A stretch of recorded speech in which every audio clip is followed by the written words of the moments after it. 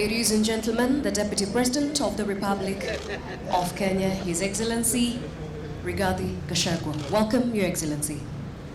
To point out that as initially given in the forecast, we have El Nino in this short rain season 2023, and we do apologize for the lack of communication or miscommunication, because that was a big mistake, but we are sorry about that. And moving forward, let's prepare ourselves for the enhanced rainfall as a result of the El Nino phenomenon that we are in at this time.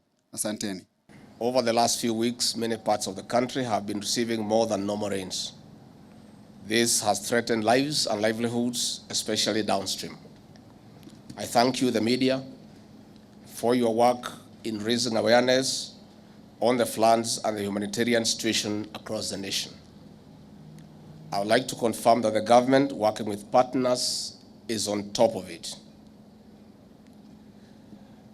More than 19 counties in ASAL and non-ASAL areas have been adversely affected by the continuing heavy rains.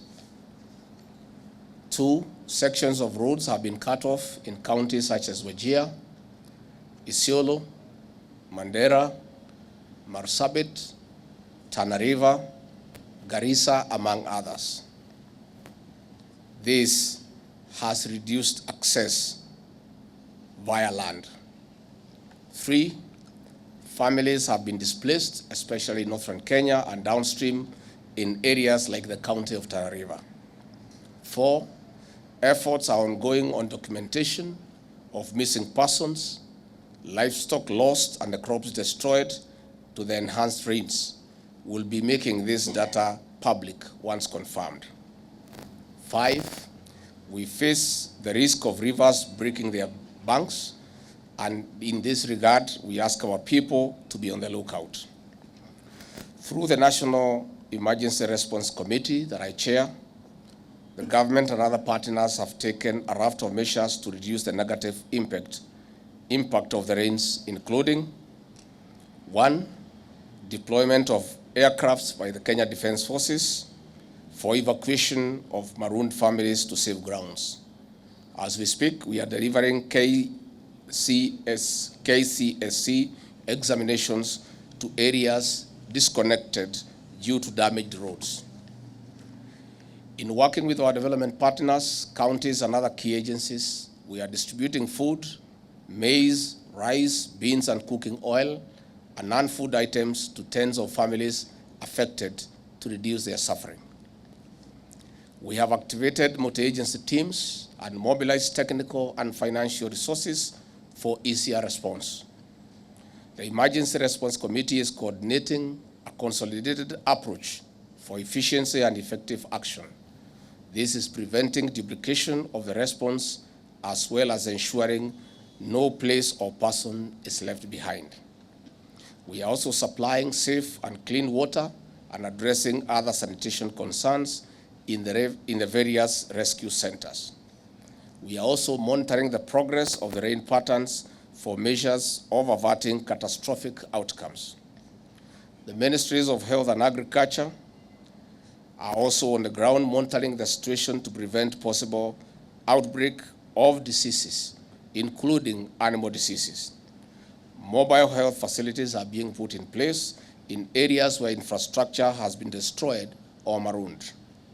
The Kenya Defence Forces is running an operation center at the Kenya Defence Forces headquarters. The Ministry of Interior and National Administration is providing security response round the clock and assisting in monitoring the situation and updating all the other agencies in real time. The Ministry of Roads and Transport is undertaking emergency repair and rehabilitation of roads to improve access. We are also unclogging waterways and other drainage systems.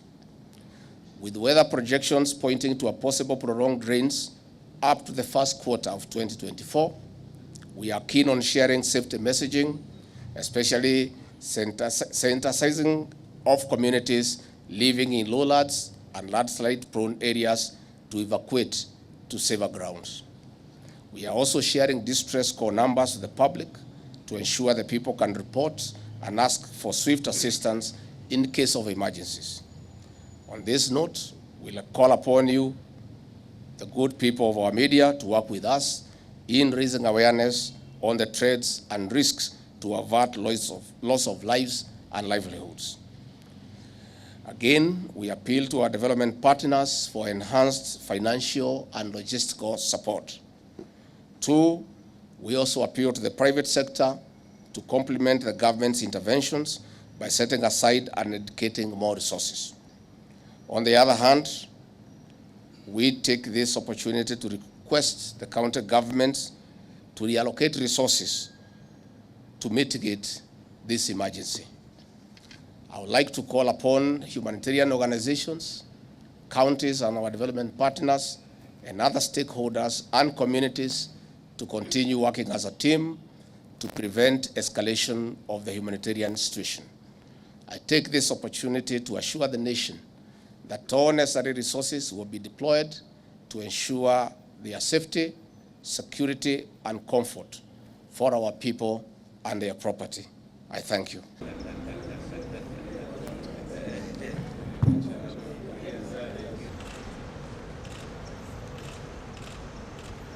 Thank you, Your Excellency.